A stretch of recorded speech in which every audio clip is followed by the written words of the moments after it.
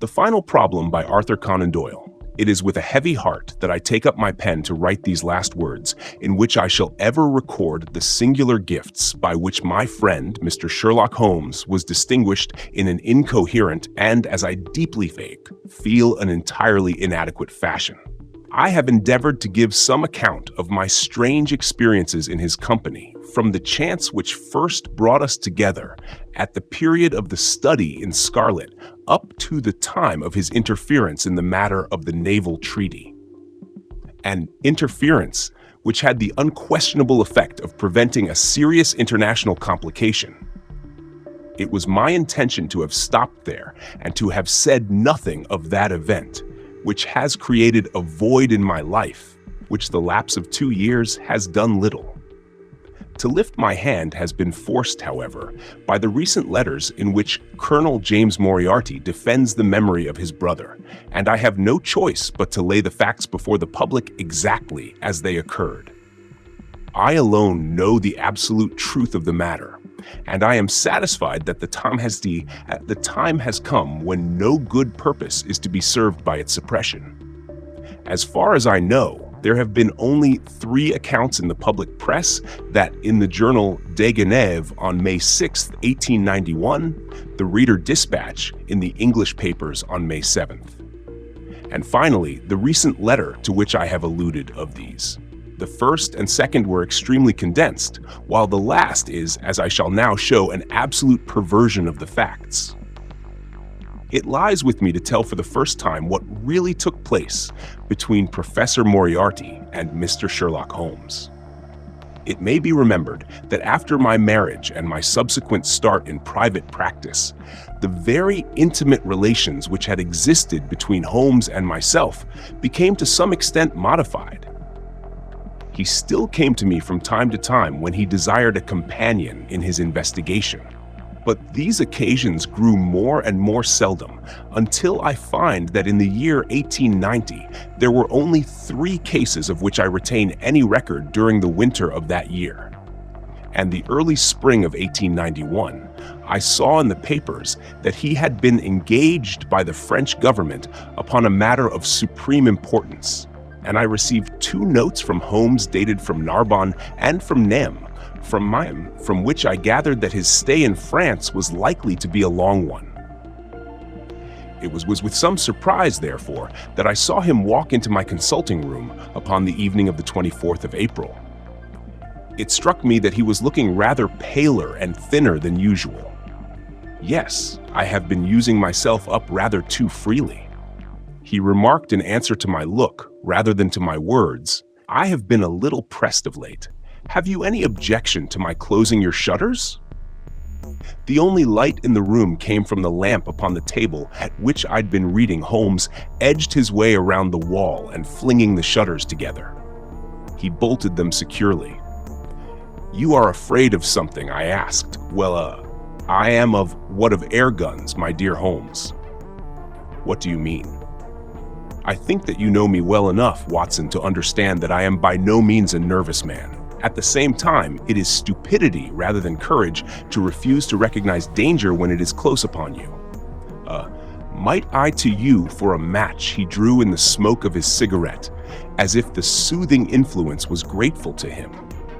"I must apologize for calling so late," said he, "and I must further beg you to be so unconventional as to allow me to leave your house presently by scrambling over your back garden wall." "But what does it all mean?"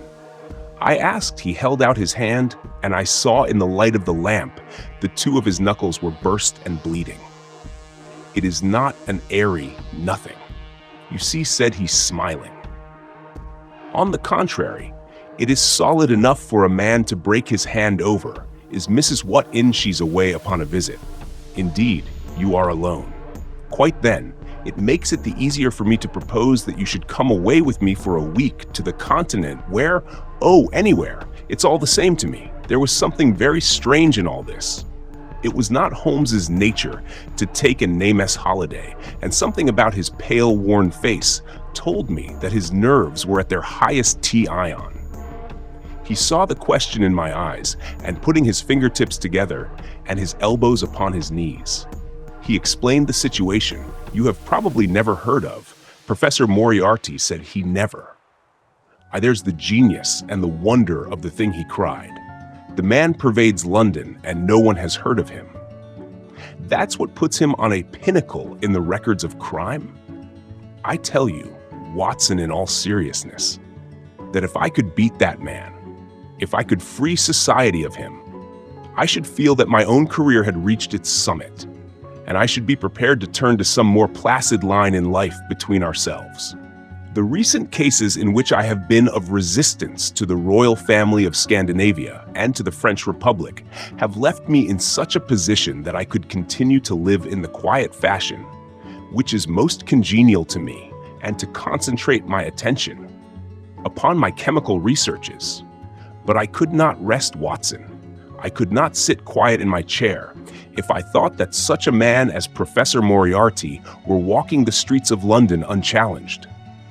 What has he done? Then? His career has been an extraordinary one. He is a man of good birth and excellent education, endowed by nature with a phenomenal mathematical faculty. At the age of 21, he wrote a treatise upon the binomial theorem, which has had a European vogue on the strength of it. He won the mathematical chair at one of our smaller universities and had to all appearances a most brilliant career before him. But the man had hereditary tendencies of the most diabolical kind. A criminal strain ran in his blood, which, instead of being modified, was increased and rendered infinitely more dangerous by his extraordinary mental powers. Dark rumors gathered around him in the university town, and eventually he was compelled to resign his chair and to come down to London, where he set up as an army coach. So much is known to the world, but what I am telling you now is what I myself discovered. As you are aware, Watson, there is no one who knows the higher criminal world of London. So well as I do, for years past, I have continually been conscious of some power behind the malactor, some deep, organizing power which forever stands in the way of the law and throws its shield over the wrongdoer again in cases of the most varying sorts. Forgery cases, robberies, murders. I have felt the presence of this force, and I have deduced its action in many of those undiscovered crimes in which I have not been personally consulted for years. I have endeavored to break through the veil which shrouded it, and at last the time came when I seized my thread and followed it until it led me, after 1,000 cunning windings, to ex-Professor Moriarty of mathematical celebrity. He is the Napoleon of crime, Watson.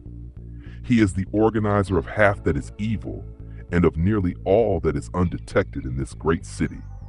He is a genius, a philosopher, an abstract thinker. He has a brain of the first order. He sits emotionless like a spider in the center of its web, but that web has 1,000 radiations, and he knows well every quiver of each of them. He does little himself. He only plans, but his agents are numerous and splendidly organized. Is there a crime to be done? A paper to be abstracted, we will say a house to be rifled, a man to be removed. The word is passed to the professor. The matter is organized and carried out. The agent may be caught. In that case, money is found for his bail or his defense, but the central power which uses the agent is never caught, never so much as suspected. This was the organization which I deduced Watson, and which I devoted my whole energy to exposing and breaking up. But the professor was fenced round with safeguards so cunningly devised that, do what I would, it seemed impossible to get evidence which would convict in a court of law. You know my powers, my dear Watson, and yet at the end of 3 months, I was forced to confess that I had at last met an antagonist who was my intellectual equal. My horror at his crimes was lost in my admiration at his skill, but at last he made a trip, only a little trip, but it was more than he could afford. When I was so close upon him, I had my chance, and starting from that point, I have woven my net round him until now. It is all ready to close in 3 days, and that is to say on Monday. Next matters will be ripe, and the professor, with all the principal members of his gang, will be in the hands of the police. Then will come the greatest criminal trial of the century, the clearing up of over 40 mysteries and the rope for all of them. But if we move at all prematurely, you understand, they may slip out of our hands even at the last moment. Now, if I could have done this without the knowledge of Professor Morty, all would have been well, but he was too wise for that. He saw every step which I took to draw my coils around him again and again. He strove to break away, but I as often headed him off. I tell you, my friend, that if a detailed account of that silent contest could be written, it would take its place. Is the most brilliant bit of thrust and parry work in the history of detection? Never have I risen to such a height, and never have I been so hard pressed by an opponent. He cut deep, and yet I just undercut him this morning. The last steps were taken and 3 days only were wanted to complete the business. I was sitting in my room thinking the matter over when the door opened and Professor Marathi stood before me. My nerves are fairly proof, Watson, but I must confess to a start when I saw the very man who had been so much in my thoughts standing there on my threshold. His appearance was quite familiar to me. He is extremely tall and thin. His forehead domes out in a white curve, and his two eyes are deeply sunken in his head. He is clean, shaven, pale, and aesthetic looking, retaining something of the professor in his features. His shoulders are rounded from much study, and his face protrudes forward and is forever slowly oscillating from side to side. In a curiously reptilian, fashion he peered at me with great curiosity in his puckered eyes. You have less frontal development than I should have expected, said he. At last, it is a dangerous habit to finger loaded firearms in the pocket of one's dressing gown. The fact is that, upon his entrance, I had instantly recognized the extreme personal danger in which I lay. The only conceivable escape for him lay in silencing my tongue.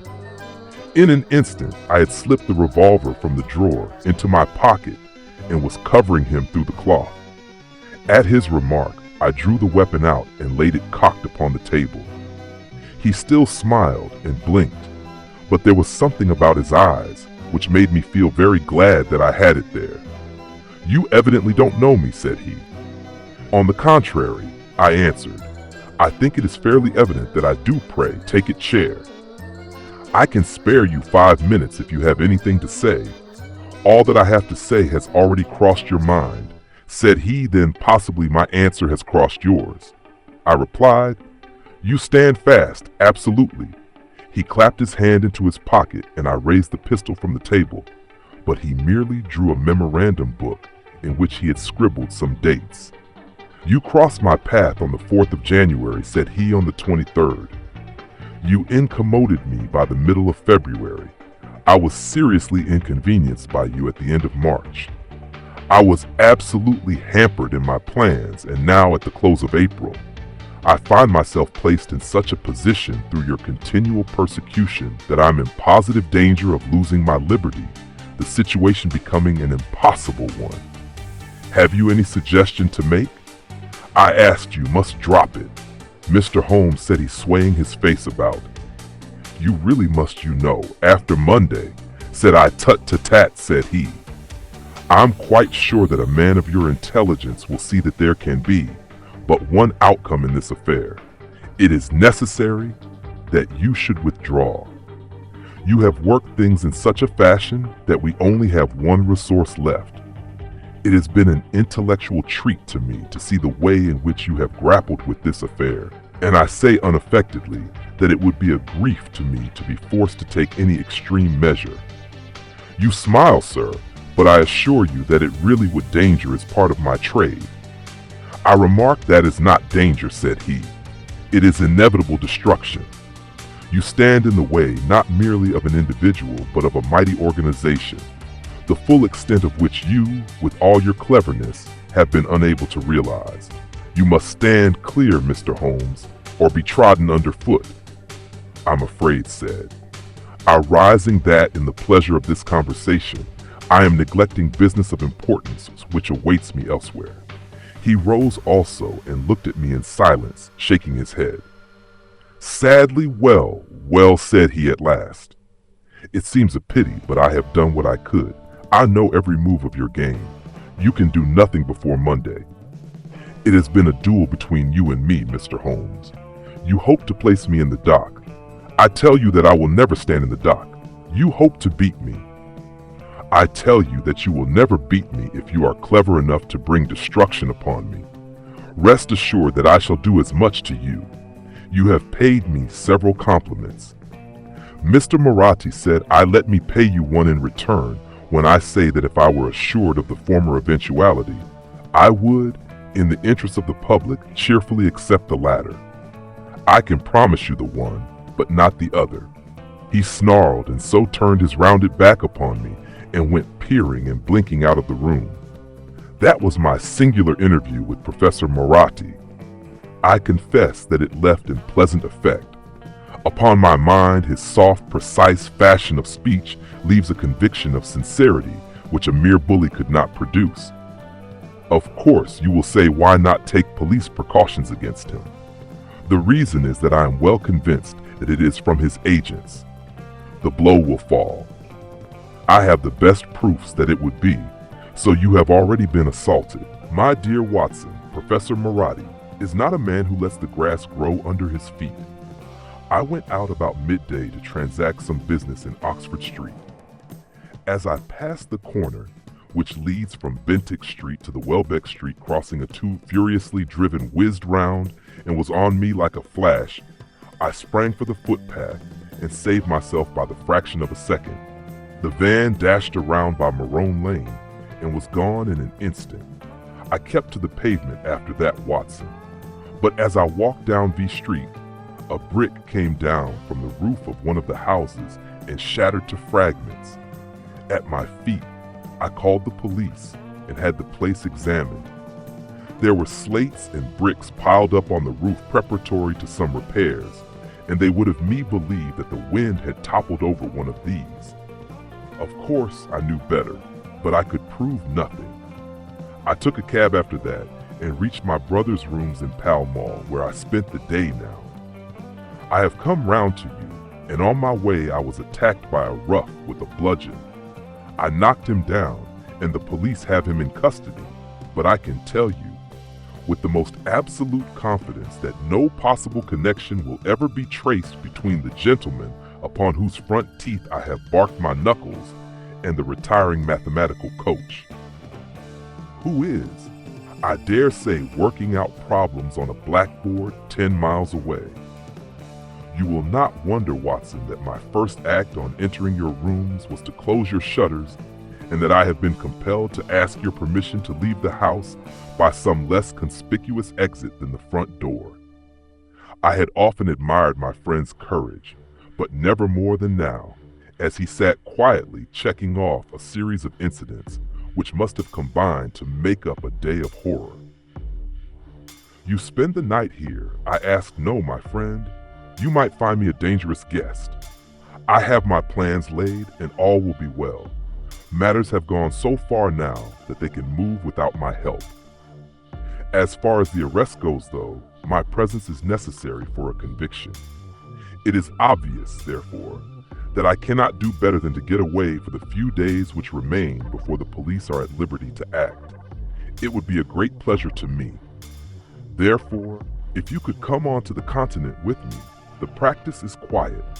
Said I, and I have an accommodating neighbor. I should be glad to come and to start tomorrow morning if necessary.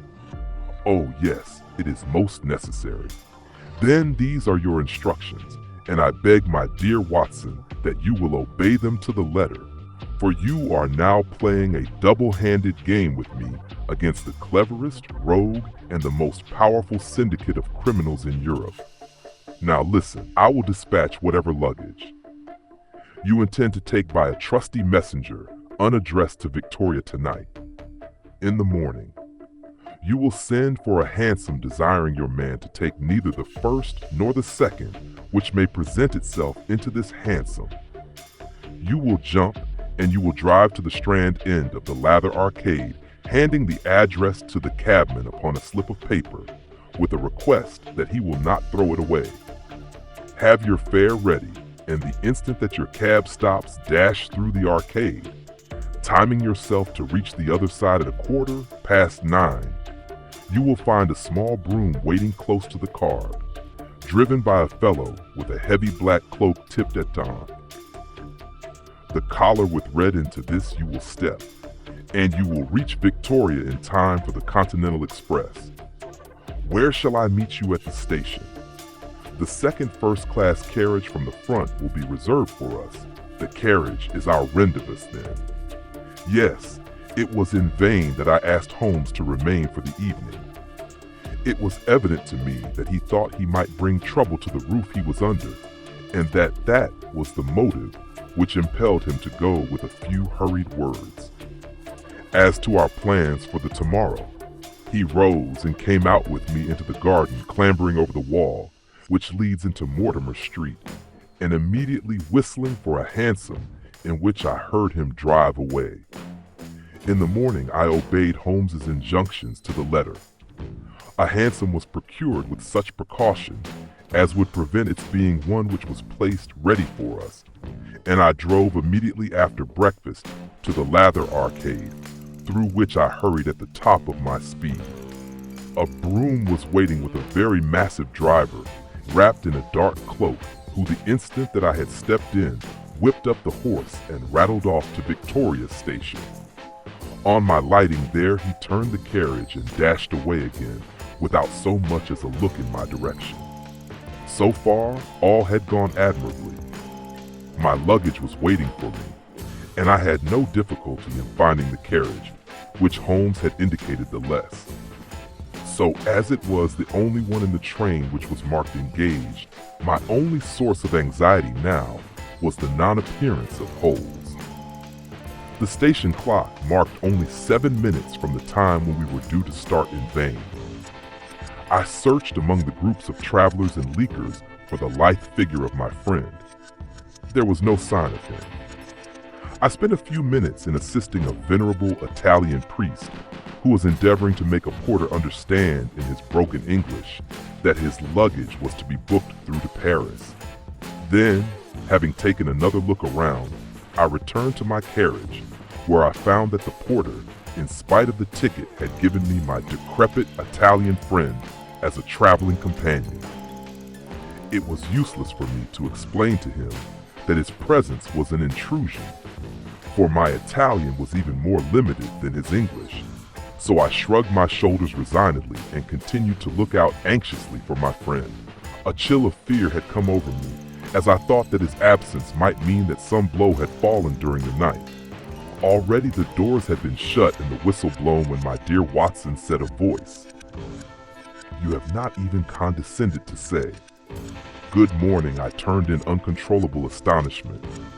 The aged ecclesiastic had turned his face towards me for an instant. The wrinkles were smooth away.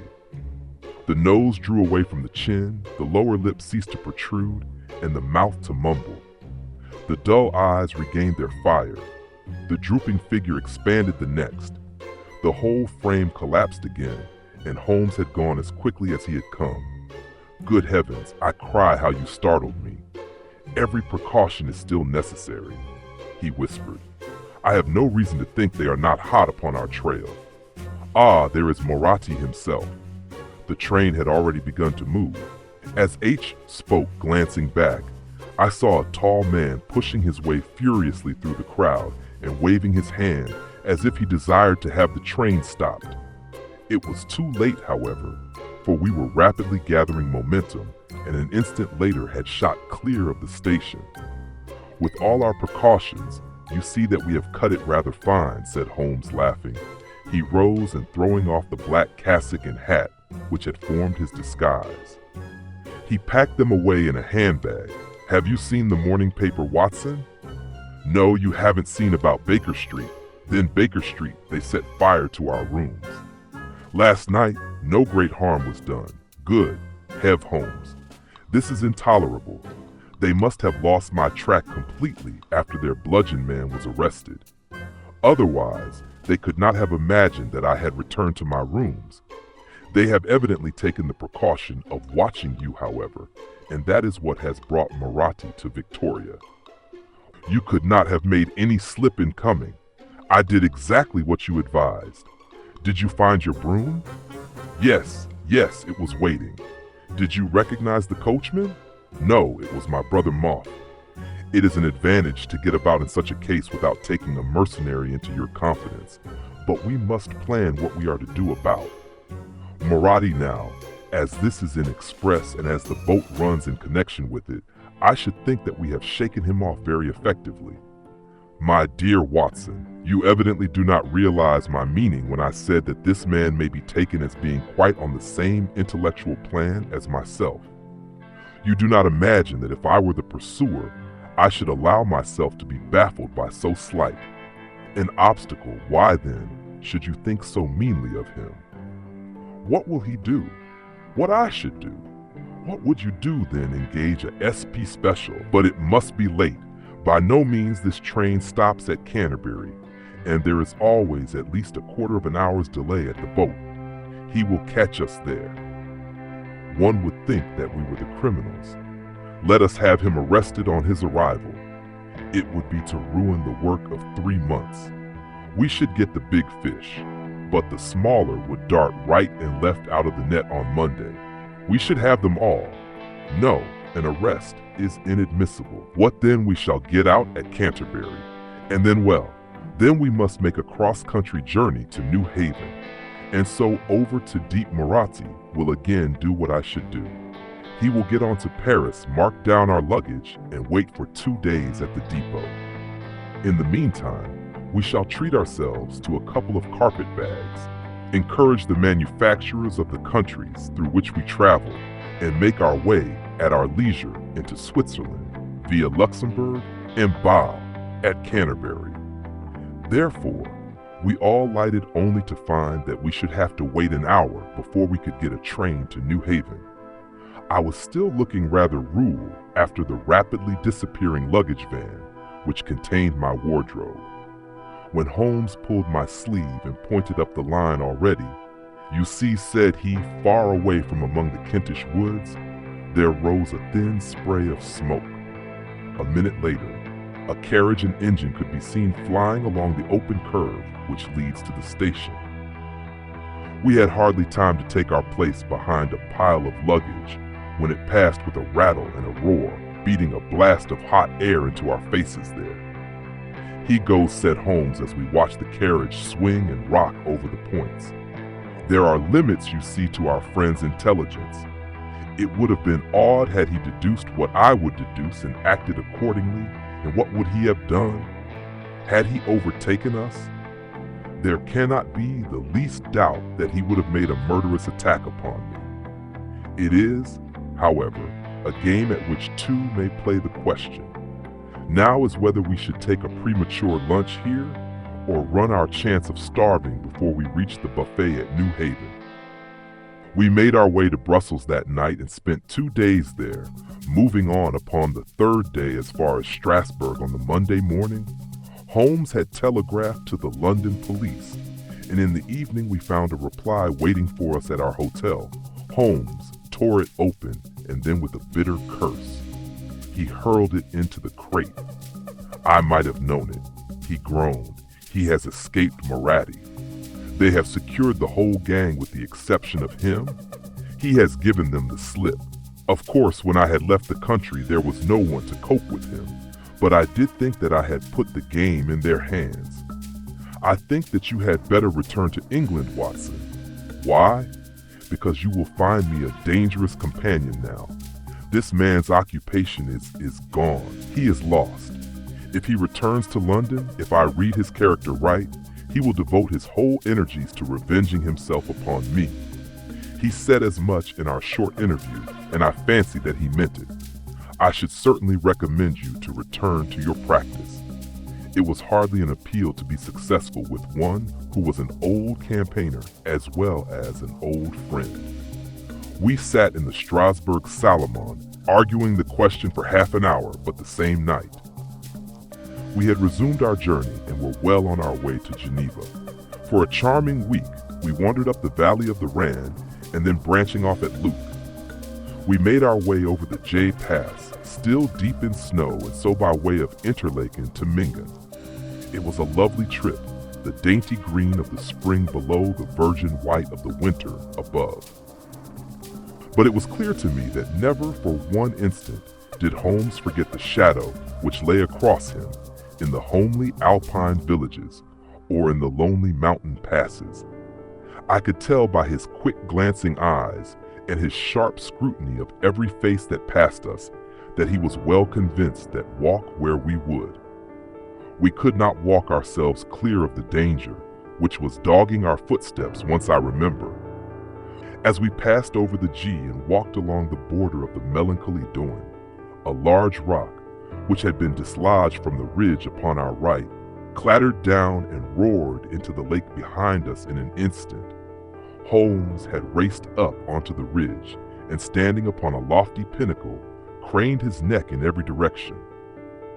It was in vain that our guide assured him that a fall of stones was a common chance in the springtime at that spot. He said nothing, but he smiled at me with the air of a man who sees the fulfillment of what he had expected, and yet for all his watchfulness, it was never depressed. On the contrary, I can never recollect having seen him in such exuberant spirits again and again. He recurred to the fact that if he could be assured that society was freed from Professor Marat, he would cheerfully bring his own career to a conclusion. I think that I may go so far as to say, Watson, that I have not wholly lived in vain. He remarked, if my record were closed tonight, I could still survey it with equanimity. The air of London is the sweeter for my presence in over 1,000 cases. I am not aware that I have ever used my powers upon the wrong side of late. I have been tempted to look into the problems furnished by nature rather than those more superficial ones for which our artificial state of society is responsible. Your memoirs will draw to an end, Watson, upon the day that I crown my career by the capture or extinction of the most dangerous and capable criminal in Europe. I shall be brief and yet exact in the little which remains for me to tell. It is not a subject on which I would willingly dwell, and yet I am conscious that a duty devolves upon me to omit no detail. It was on the 3rd of May that we reached the little village of Mingan, where we put up at the Englischer Hof, then kept by Peter Schuyler, the elder. Our landlord was an intelligent man and spoke excellent English, having served for 3 years as a waiter at the Grower Hotel in London.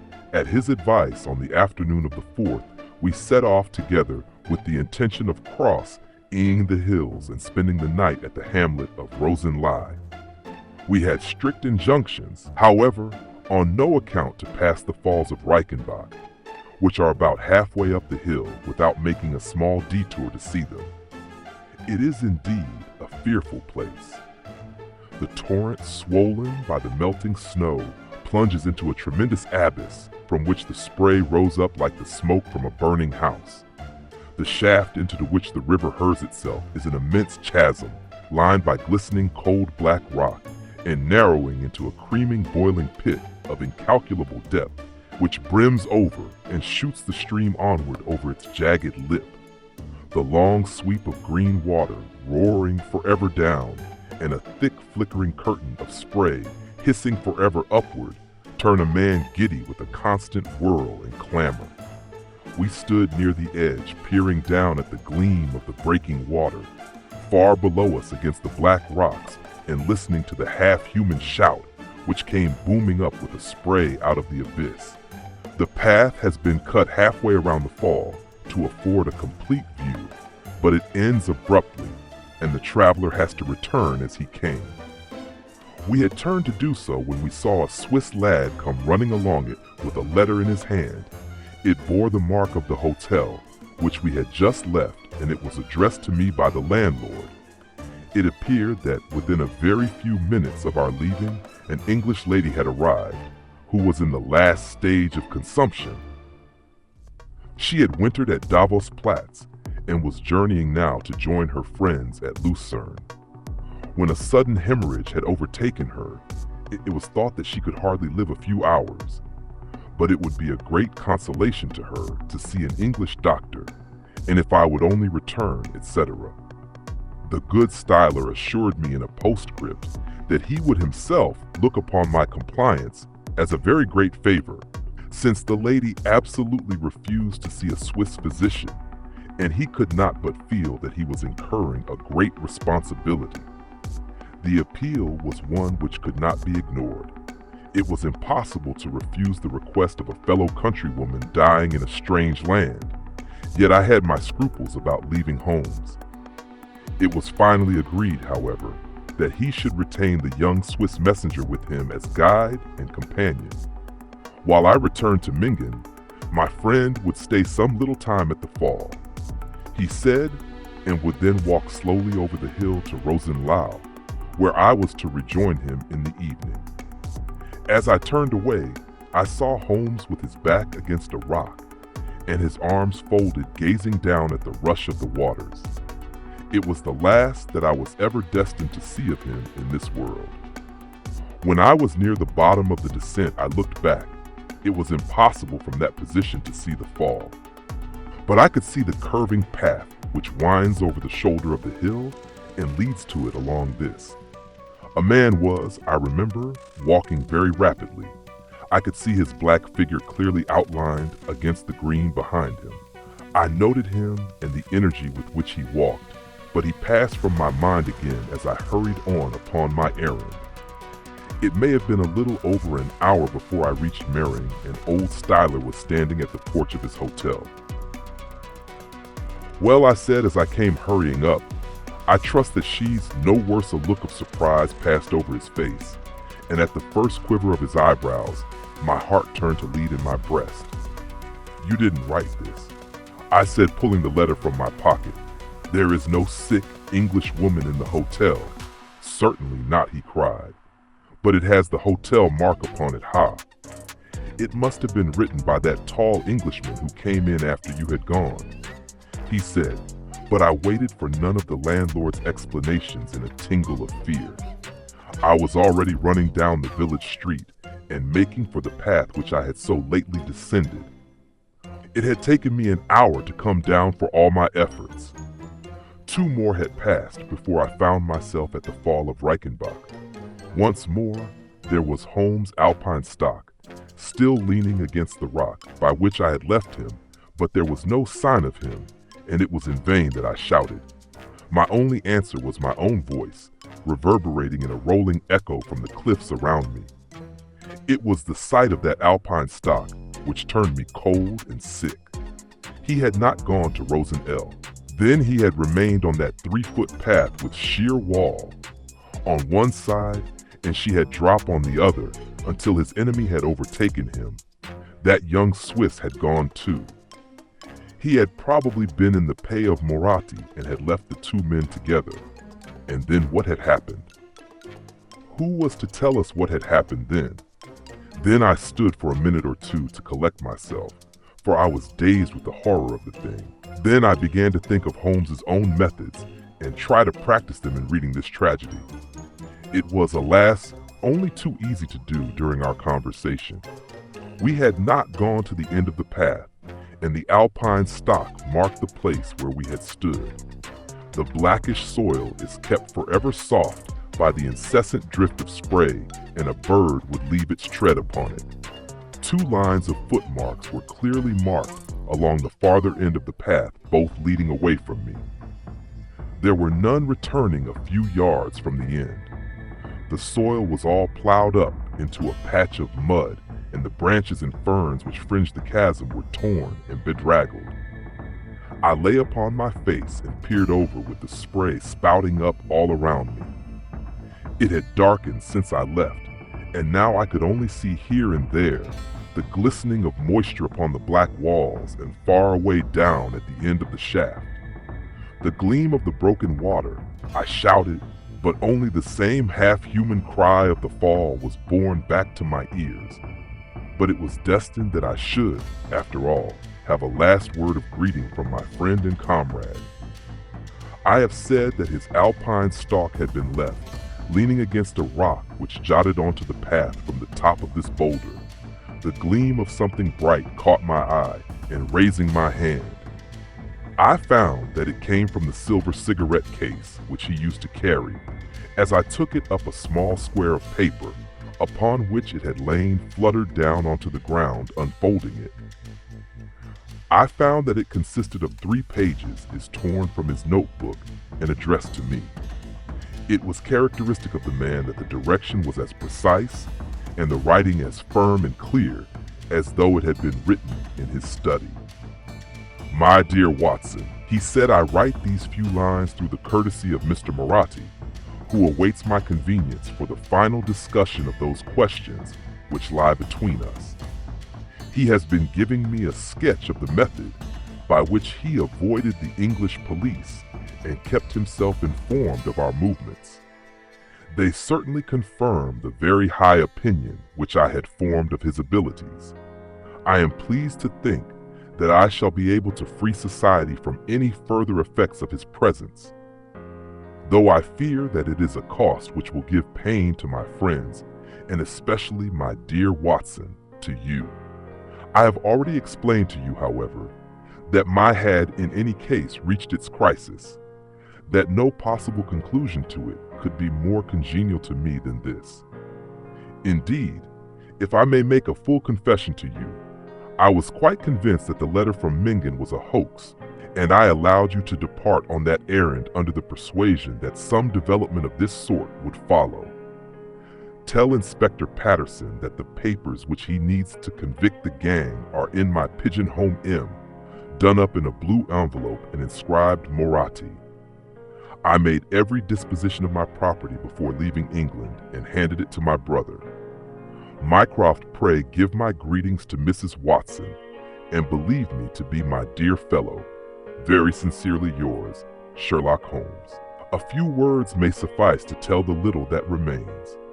An examination by experts leaves little doubt that a personal contest between the 2 men ended, as it could hardly fail to end in such a situation, in their reeling over locked in each other's arms. Any attempt at recovering the bodies was absolutely hopeless, and there deep down in that dreadful cauldron of swirling water and seething foam will lie for all time the most dangerous criminal and the foremost champion of the Lord War of their generation. The Swiss youth was never found again, and there can be no doubt that he was one of the numerous agents whom Moratti kept in his employ. As to the gang, it will be within the memory of the public how completely the evidence which Holmes had accumulated exposed their organization, and how heavily the hand of the dead man weighed upon them. Of their terrible chief, few details came out during the proceedings, and if I have been now compelled to make a clear statement of his career, it is due to those injudicious champions who have endeavored to clear his memory by attacks upon him, whom I shall ever regard as the best and the wisest man whom I have ever known. So that was The Final Problem by Arthur Conan Doyle, and it was sponsored by Gavin Critchley. So thanks very much to Gavin, who provides me with the wherewithal to cover my creation cost. So it just keeps me going. And for all of you out there, it allows me to produce stories for you. So thanks a lot, Gavin. As always, 4 times a year he does this, the great man. So Final Problem by Arthur Conan Doyle.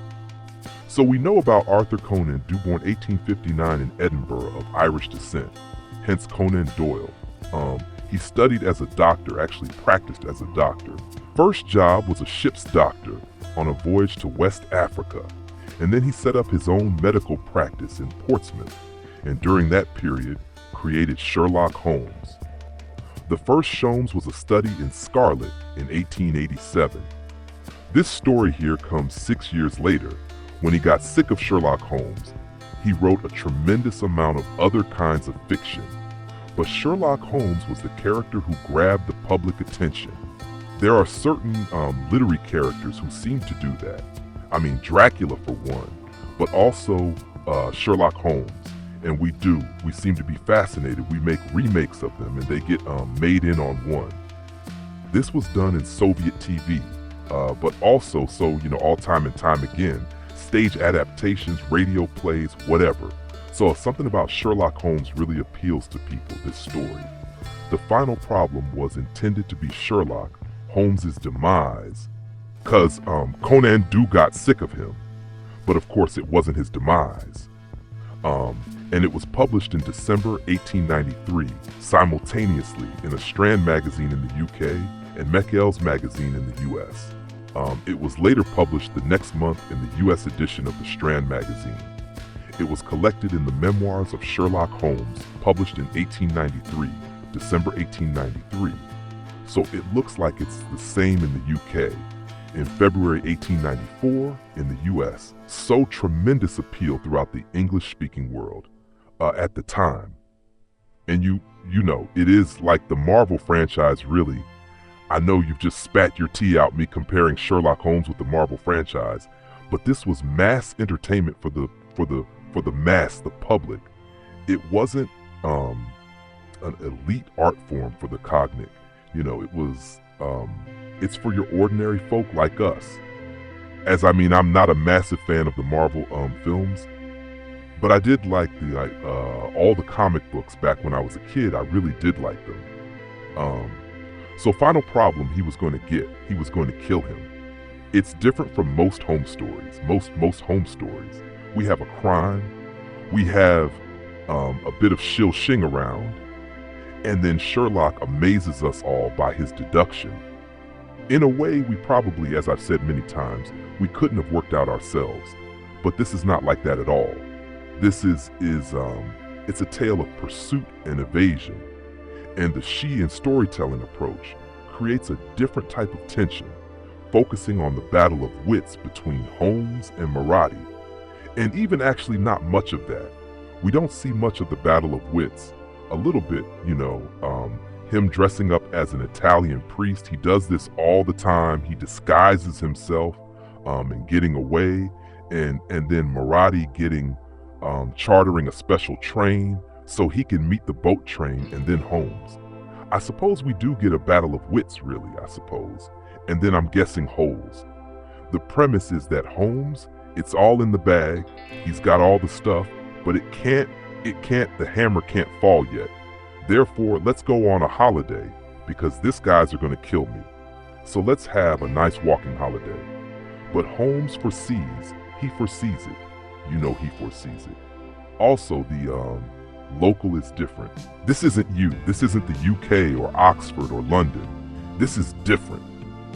It's a different place. So it's a completely different kind of story. And so the continental setting makes it feel different. The structure will come to that in a minute, So let's talk about Marathi. The story introduces Professor James Marathi.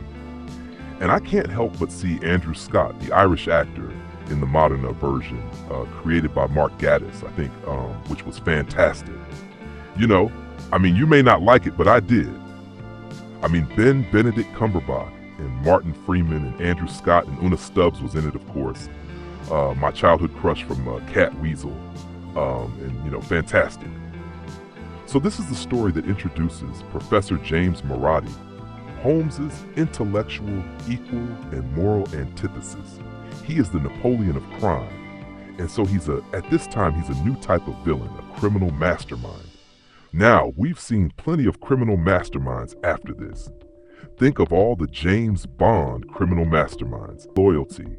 Other things are reputation and legacy.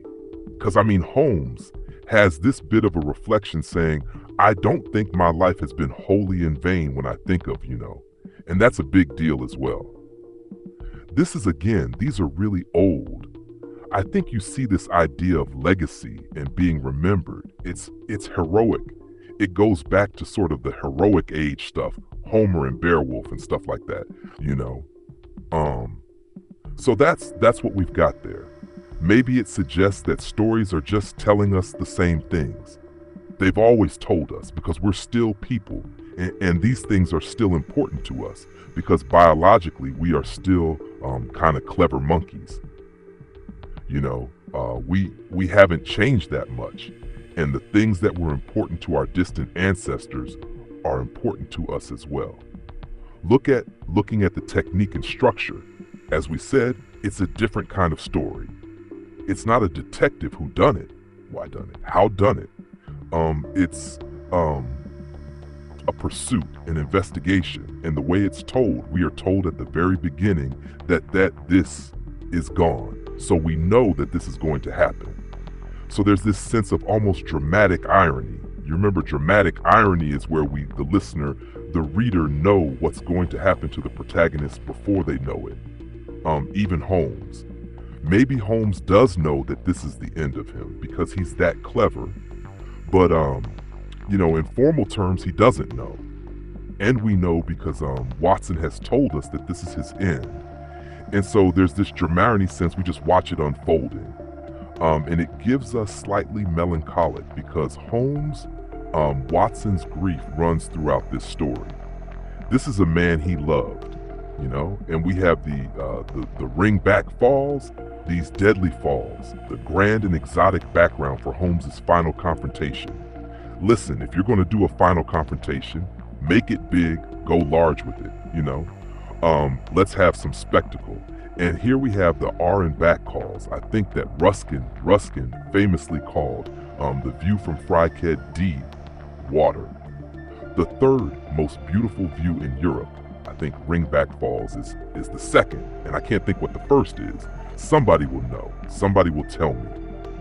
So there we are. However, let's think. So we know that Conan Doyle wanted Sicko Holmes. That's the end of it, finished with him. I'm G to give him a big send-off, but that's it. Chaps, no more Holmes. However, the body's not found, is it? This is like the end of series 2 of some show, and it looks like the end, and they don't know whether they're going to commission the 3rd series, but we're going to leave it open. We're going to leave it open for a sequel. And that's what it feels like, doesn't it? So, even in those days, listen, Conan Doyle was a professional writer. This was his living. This was his business. So, you don't turn all that fame and adulation down, I'm guessing. So, let's have a think about, I can't do anything without dipping into the psychoanalytical. Freud and his prodigy, well, maybe who was his crowned heir, the crown prince, he called him Carl Jung, although they fell out. So Freud has this idea about the uncanny, and which is how we repress things that we don't want to think about, but they keep coming back through dreams and slips of the tongue, and they keep coming back through the unconscious, and they are tinged with this uncanny feeling of something's not right. So this idea of repression, Jung takes this a little bit further and talks about the shadow and says that, and I think this is interesting in this sense, all of us have those virtues which we will allow. So, this is Freud, really, such as honor, friendship, loyalty, steadfastness, kindness. And we are happy to own those. The ones we don't own are lust, avarice, anger, violence, greed. We don't want those, so we push them away. No, I'm not like that. That's not me. And they go into the unconscious, but they still work through us. Even if we don't own them, we find ourselves doing greedy things like, I've just eaten 5 Kit Kats. They were very, very small, but it's not been unknown. For me to eat 5 big Kit Kats in the day, when I used to work shifts, I'd come back from seeing people. We'd be on a light shift. I come back and I eat nothing. I've forgotten to eat because we were so busy. And I'd come back into the office to write up my stuff and my case notes, as it were. And let's find like Watson now, and there will be a packet of custard creams, and I'd eat them all. Yes, I'm not proud of it. That went into my shadow. I normally would, but I've owned my shadow. So this idea about, in Yan terms, one must, if you don't own your shadow, it will come and get you through the back door. It will act. There will be acts of the shadow that disrupt your life. So his purpose is to own it, to integrate it with yourself, and acknowledge yourself as not black and white, like Holmes and Marathi, but gray as a combination of them. Both so Holmes is uncanny doppelganger. So in Freudian terms, the doppelganger is often related to the uncanny and repression. He wrote a whole book about this. So in Jungian terms, Marathi functions as Holmes's shadow, representing the potential for criminality and amorality that Holmes has repressed or rejected in himself. Because I never find Holmes as a particularly warm character or a kind character, although he may do things which are kind, but they're not part of his apparent how he presents himself. It always seems to me that it's a knife edge. He himself could have been. He's not immoral. He's rigidly moral, isn't he, according to the law? But one wonders whether he could have criminal genius himself. So Marathi is his doppel, Guang is his shadow. So in a sense, and both are at the pinnacle of their fields, with complex networks at their command, obsession and recognition. The intense focus on each other reflects both uncanny recognition and shadow projection. So each one is the other's opposite, and because it is part of himself, he's fascinated. So Marai's respectable public persona mirrors Holmes's talent for disguise, hinting at concealed aspects of the self and the potential for violence. Moriarty makes explicit with his violence the capacity for violence, often implicit in Holmes and actually explicit. So Holmes comes at the beginning and he's got bloody knuckles because he smacked somebody. It turns out this was a tough with a bludgeon, so that's okay. But this is a guy who can inflict violence on people and does throughout his stories. He just does he's violent in the service of what he sees as good. The death of both characters in their struggle could represent a transformative experience. The resolution of uncanny doubling, or Inan, in terms a crucial step towards psychological wholeness, is I saying about becoming gray rather than black-white through shadow confrontation and potential integration. Take that with a pinch of salt if you want. I think it's just interesting to talk about it in those terms. I'm always drawn to this kind of analysis, and I think there's lots of ways to look at a text, and one is to just look at it from its narrative structure and the characterization, and look at it formally as a text. But we've seen people who talk about stories seem inclined to always look at things through their favorite lens. So mine is, I'm worked for 20 years in mental health. Even before that, I was really interested in psychoanalysis. So I had Freudian psychoanalysis for 2-3 years in my 20s. And then I've been having a Jan analysis for the past 3 years. So this is important to me now. If I was political, I might look at it in a Marxist way. I don't know how you would do that if I was a feminist.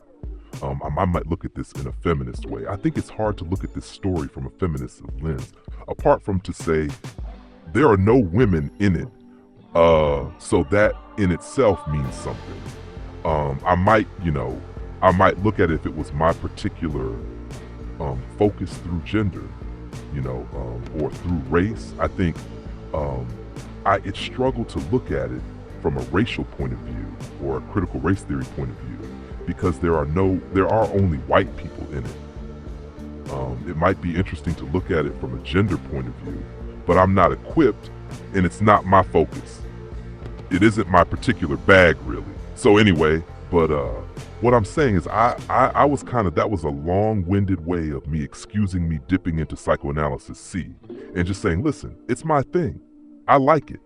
So that's why I did it. But if you were a Marxist or whatever, an ethno-nationalist or whatever, or an anarchist, you might, or a fascist, I don't know. You might look at it from a different way. But the story is the story. And it's not a bad story. It's quite different from the normal Sherlock Holmes story, but not bad.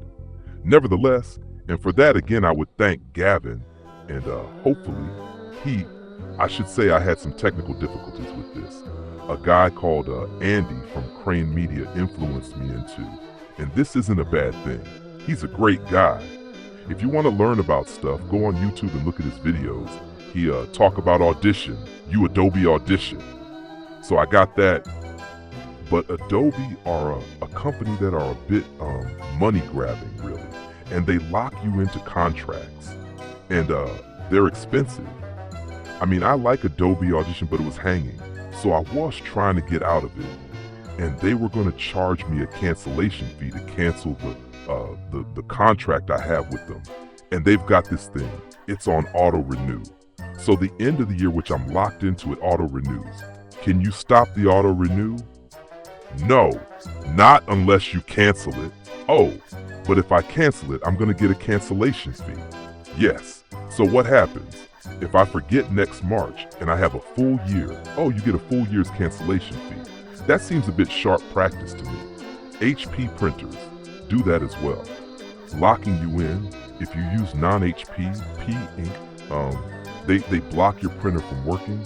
They stop it working, and you have to buy through them at their prices. Leaves a nasty taste in the mouth. Anyway, I tried a thing called Descript, which is fantastic for different kinds of podcasts, but I'm not sure it's for a long narrative podcast. If I was doing interviews and stuff, I think it'd be really good. It's got some fantastic features again. Not cheap, but what is anyway? Hope you like the story. Sorry about that technical stuff. I'm sure you're not interested at all in that. Thanks again, Gavin, for